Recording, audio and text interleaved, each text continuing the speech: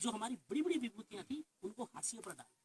ये बहुत बड़ा षड्यंत्र कांग्रेस के लोगों ने किया, एक ही परिवार के लोगों ने किया। आपको आश्चर्य होगा कि जब भारत देश आजाद हुआ तो कांग्रेस वर्किंग कमेटी के अंदर 15 मेंबर थे। इन 15 मेंबर में से 13 मेंबर ने सरदार वल्लभ भाई पटेल को प्रधानमंत्री पद के लिए सबसे उपयुक्त पाया।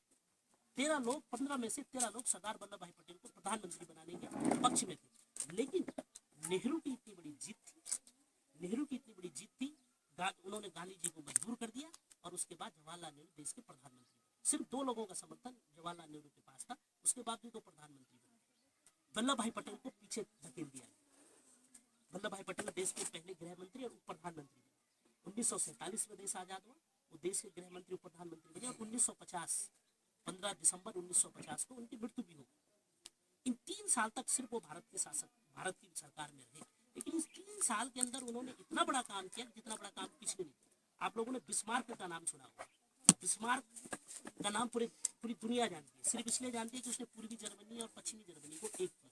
यानी सिर्फ दो देशों को जिस आदमी ने एक किया, उसका नाम तो पूरे विश्व में चला गया। लेकिन सरदार वल्लभ भाई पटेल ने 565 रियासतों को इकट्ठा किया, उसका नाम पूरे हमारा देश ही नहीं जाना, विदेश किया जाता। यानी इस प्रकार का कुचक्र, इस प्रकार का षड्यंत्र, इस प्रकार की सारी चीजें रही कि इन्होंने कहा कि किसी भी तरीके से अन्य किसी भी स्वतंत्रता संग्राम सेनानी आंदोलनकारी को हम आगे नहीं आने देंगे। इन्होंने भारत के इतिहास पर भी कब्जा किया, अपने परिवार की गाथा गाते रहे। आज अगर हम देखें तो वो लोग अपने परिवार की गाथा गाते हैं कि मेरी दादी ने ऐसा किया, मेरे उसने ऐसा किया, मेरे पंडित जवाहरलाल नेहरू ने ऐसा किया, लेकिन किसी और का नाम लेने को तैयार नहीं।